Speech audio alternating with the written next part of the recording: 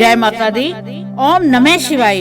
आज हम श्री शिव पुराण के बिल्वेश्वर संहिता के 24वें अध्याय का श्रवण कर रहे हैं। तो 23वें अध्याय में सूत जी ने बताया था कि भस्म धारण तथा त्रिपुंड की महिमा एवं विधि बताकर सूत जी ने कहा कि हे महर्षियों, इस प्रकार मैंने संक्षेप से त्रिपुंड का महात्म्य बताया है। ये समस्त प्राणियों के लिए गोपनीय रहस्य है, अतः तुम्हें भी इसे गुप्त ही रखना चाहिए। मुनिवरों, ललाट आदि सभी निर्दिष्ट स्थानों से जो भस्म की 3 तिरछी रेखाएं बनाई जाती हैं, उन्हीं को विद्वानों ने त्रिपुंड कहा है। भौहों के मध्य भाग से लेकर जहाँ तक भौहों का अंत है, उतना बड़ा त्रिपुंड ललाट में धारण करना चाहिए। मध्यमा और अनामिका उंगली से 2 रेखाएं करके बीच में अंगुष्ठ द्वारा प्रतिलोम भाव से की गई रेखा त्रिपुंड कहलाती है।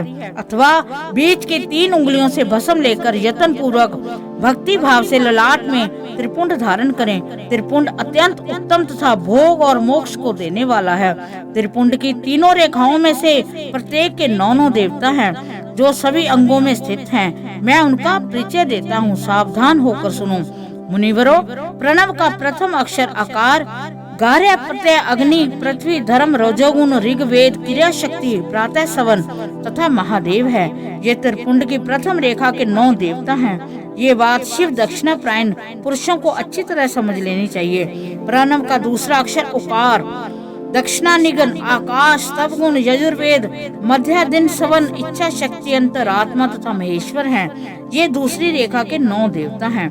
प्रणव का तीसरा अक्षर मकार, आह्वानीय, अग्नि, परमात्मा, तमोगुण, धूल, लोक, ज्ञान शक्ति, साम, वेद, तृतीय सवन तथा शिव।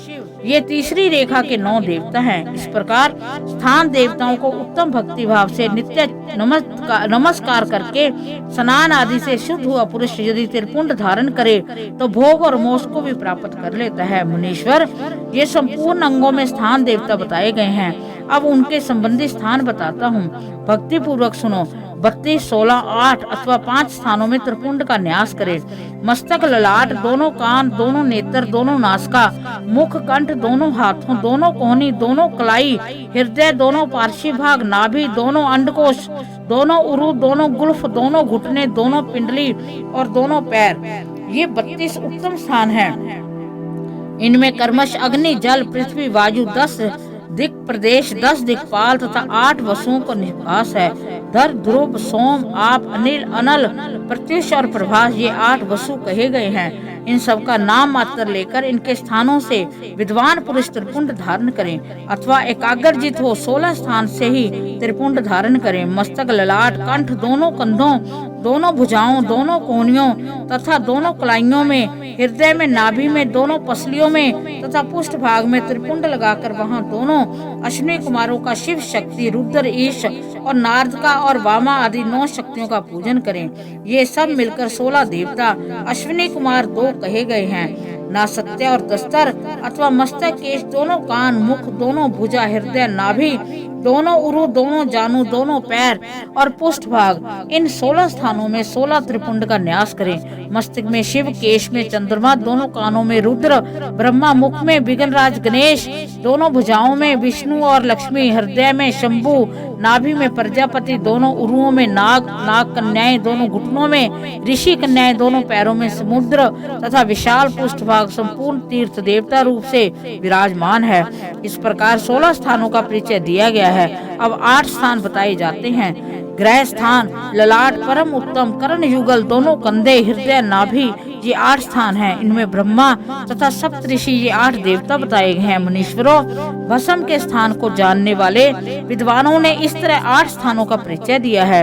अथवा मस्तक, दोनों भुजाएं, हृदय और नाभि, इन 5 स्थानों की भस्म वेता पुरुषों ने भस्म धारण के योग्य बताया है। यथा संभव देश, काल आदि की अपेक्षा रखते हुए उदलन को अभिमंत्रित करना और जल में मिलाना आदि कार्य करें। यदि भस्म भी असमर्थ हो तो त्रिपुंड आदि लगाएं।